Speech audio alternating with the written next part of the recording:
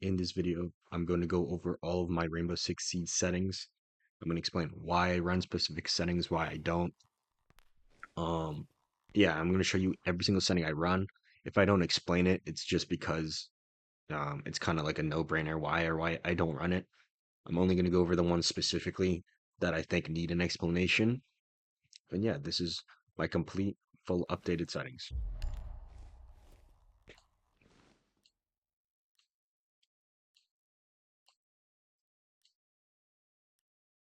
Now, this is the first one I think is super important, visible throughout trajectory. I think you should have it on. It's like it's a no-brainer. Like it's gonna show you exactly where your throwables are gonna go. If you're not running, you're tripping. Like I know my throwables pretty well. Like I know for the most part where they're gonna end up, but this is gonna tell you exactly what's gonna end up. Like it is a cheat code. If you're not running this, you're doing it wrong. This one too, drone after prep. You definitely want this on manual. Like you don't just in case like you have a really good drone and they see it at the last second, you don't want to get forced off of your drone. If it's on manual, you have the option of getting off whenever you want. So that just, I don't know, it's like a quality of life thing. Just makes it so that your drones don't get shot.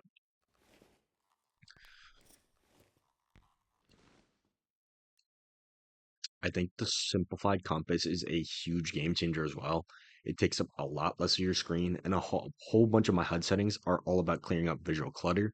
And the big ass compass is one of the things that has visual clutter. Make sure you're running the simplified compass if you're running a compass at all.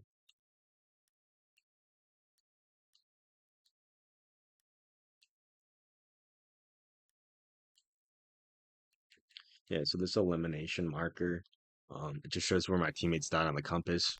I don't really care. For the most part, if I'm playing with like if I'm playing Siege, I'm playing with people, so they'll just tell me where they died. And I think it's way better than, like I said, visual clutter on your screen again.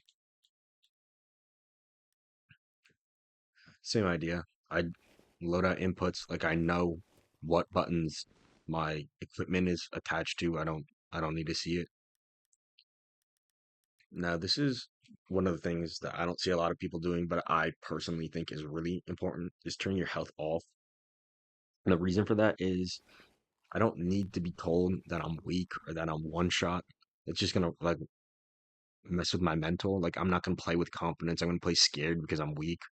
Dude, it doesn't matter. Like it's usually a one shot headshot game. You can win any gunfight even if you're on 1 HP. I've aced, gotten all 5 kills on 1 HP before. You just need to play like the same way you've been playing. You can't play scared because that's what is going to get you killed.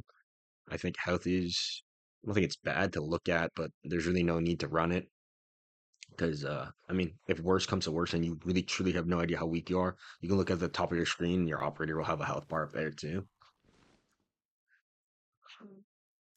Stance indicator, another thing. Like I don't need to be told if I'm prone or I'm standing or I'm crouched. Like I could just tell. Just turning stuff like that off just gets rid of all the visual clutter. It simplifies your screen.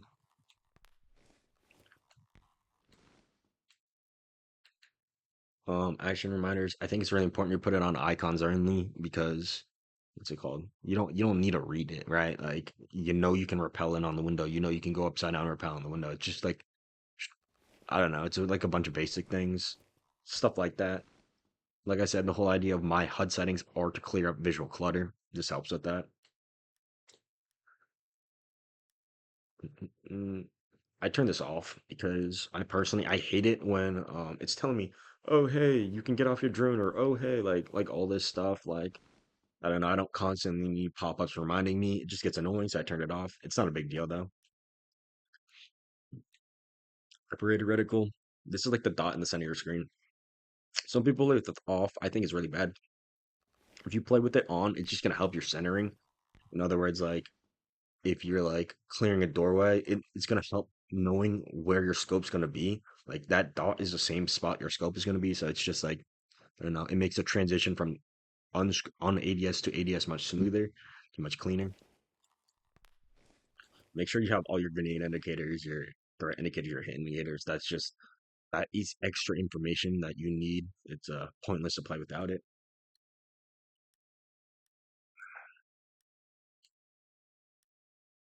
All this stuff is super good. The only thing I have off is teammate gamer tag. Doesn't really matter, but I don't know. I just think it looks cleaner without it on.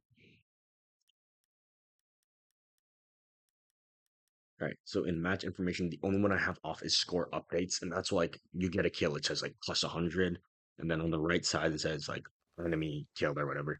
I don't I don't need to see that. I know I killed them. Like you get what I'm saying. It's kind of useful if you're like bandit tricking or something, so you can know if you broke the stuff. But for the most part, I could just tell just based off the noise, stuff like that. So I don't think score is super important right now. But if you want to play with it, it's also no problem to me. And gameplay warnings, it's just like the same thing as earlier with like the other warnings. I don't need to be told like things can't be done. Operator guides. I know how to play all the operators. It's like this doesn't help me. My audio settings, spoken language, menu language, doesn't matter. Whatever works for you. I don't play with subtitles on. Also, don't like I don't mind it, but it's the same idea. Like I want to clear up all the visual clutter. I can hear what's being said. I also do not need to read it. This is a must-have setting. You need to play with night mode on. It makes the gunshots quieter and the footsteps louder. This it is a must-have. I have my master volume on 100, my music volume on 0. Those two don't really matter. This does matter. I would not put it on 0. Your dialogue volume is actually pretty important. That's like if somebody rips a nitro, that's like the person saying like nitro out or like whatever the sound cue for that is. If you miss sound cues, dialogue volume can actually give you like a decent idea. I don't have it turned up all the way because you just need that like little like it's basically a whisper. Like you don't have to have it blaring in your ears, but you should have some dialogue volume at least. Input device, it's my headset mic, my output device. Uh, I don't know. I've never touched these. Voice chat volume, I change it up depending on who I play with. Like some people's mics are super loud, some people's mics are super quiet. Doesn't matter. Personal preference. Display, I play with VSync on. I think it's super important you play with VSync on. Your Ice can only output at 120 frames, so VSync just makes it so that you have a constant 120. You get if you're getting like 130 frames and your monitor only runs at 120, you're actually gonna miss out frames. So I think VSync on is super important. Prioritize performance. This just gives you better frame rate. You don't want shitty frame rate. It's pretty easy. I play on 80 FOV. It's better for me personally. It makes my Sens feel better. It makes my game look better.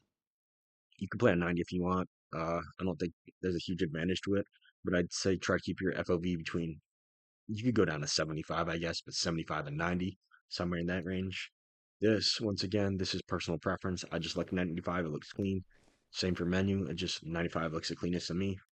My brightness, I play on 60 brightness. Controls. All right. No vibration ever. Fuck vibration. Your gadget and drone deployment should both be on advanced. It's year 9 of Siege. If you want to be good at the game, you got to put it on advanced. The reason for that is you just have more control. Like you don't want to be forced to get on your cameras after your third drone. You can die doing that. Same thing with your gadget. Like I want to be able to hold my bandit battery out so I can bandit trick. And yeah, it just gives you more control. Lean behavior alternate. I think it's really good to have it on alternate. Default, it's not bad. I'm not gonna lie, it's not gonna be game changing between alternate and default, but I think alternate it gives you like advantages. There's pros to it, but there's no cons. You should be running alternate. Controller layout, I play default. Customize, I play literally everything is default in here. Look inversion, I don't play with look inversion on. I play on classic rotation. Play on classic, don't play updated. Play 3550, 15.5. And I'm not playing 15 dead zone because I have stick drift. It just feels better for my movement. Play on 31x, 52.5x, and I don't touch the other scopes. So yeah, I do play with eight advanced look settings. I'm currently this is what I'm feeling really good on right now. I might switch it up. I do switch up my advanced a little bit, but I'm playing on 55, 0, 0.25, 100, 100, 0, 0, 0, 0. That's my advanced settings. Accessibility, light green, 50 opacity, no screen shake. This is key to turn off your screen shake. I like my team color being red, and I like the color red. and then the opposing team color, like it being blue. I think the orange is like kind of close to the red and like messes with my eyes. Off 100, and then transparent. So those my siege settings. I get asked about my graphic settings all the time, so I'm going to show you my Xbox graphic settings. If you're on PlayStation, I'm sorry, but yeah.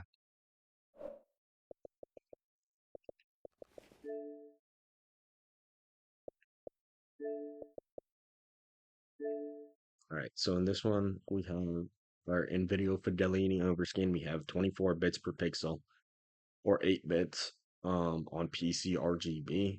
It gives you a wider range of colors basically. I run 24. I can run up to 36, but it does make your Series S perform a little bit worse if you run it on 36. So that means you can get lower frame rates. And no, no, I don't really need that many colors. Like it's a small difference. Honestly, like I play it on 24 and on 36, and yeah, 36 does look a little bit better. But I think my game looks just fine on 24. Play 1080p on 120 hertz. And then in accessibility, you want to come down to color filters. You want to put on red, green, deuteranopia, not the proteranopia. You want to play this one. Max everything out. Now I'm gonna show you why. If you turn it down, actually you can't tell in the recording. It doesn't really pick up on the recording so much. On my monitor, it looks like a lot worse when I turn it down. The colors just look duller, but basically, if you want really vibrant colors, this is what you want to run. I know people run high contrast. Don't run high contrast. It literally does nothing. Like this is like it doesn't fuck with your colors. Like all it does is it makes your Xbox look like I don't know. It just makes it like dumb. I don't run high contrast. It doesn't help. But yeah, that's literally all you need to run for your graphics. Um, I guess I can show my Elite controller settings. So this is for my binds. I don't use the bottom left one. My top right one is crouch. My top right one is A. My bottom right one is LB because my LB is broken on my controller. I used to use X, but I don't know. I think you pretty much only need a B for crouch or a B paddle for siege because you don't really jump shot or anything in this game. My left stick, I'm playing delayed on whatever tick that is. One, two, three, four, five, six, seven. The seventh tick on radial. I don't know. Just feels good. Right stick, playing delayed, middle adjustment. I didn't touch it. This is like the default adjustment on also on radial. This is just once again what feels good for me. Triggers, I'm going 0 100 on left trigger, so you have that full range of motion. I just do this because I don't know. I kind of ease up sometimes when I'm like trying to ADS, and having that full range makes it so that like no matter where I am, my game's gonna register me as scoping in. And then on the right trigger, I have 0 to 50. It just feels good for when I'm spamming, like trying to shoot my pistol fast or my DMR fast. It just feels better. I've tried a whole bunch of different numbers, but 0 to 50 is what feels good for me. It doesn't mean it's going to be good for you though. So you should probably try that out for yourself. Vibration, I turned them all off. I have them off in game. I just think if you're playing with vibration, it's gonna mess with your aim. Not, I know like the vibration doesn't seem that strong, but like it's really bad. Like I don't know how to describe it. Once you stop playing with vibration, it'll be better. And then color doesn't matter, but I'm playing on like this like light blue teal color, and I just like it. But yeah, that is literally every setting that I run in Rainbow Six Siege. Um, that's all you're gonna need. This is like fully uncut, so not like hiding anything. I'm not gatekeeping anything. This is everything I run. This is everything. I mean, I would definitely recommend the settings, but you don't have to run them. But yeah, if you want to rank up, definitely take into advice some of the HUD settings. I think those are super key because it's gonna make your game look clear. Take into account the graphic settings because it's gonna make enemies easier to see. Sensitivity wise, I'm not super fussed if you run the same stuff as me. Sensitivity is personal preference.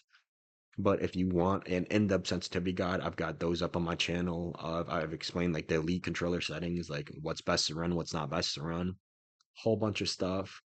Let me know what you guys want to see next, and I could definitely get a video out for you guys.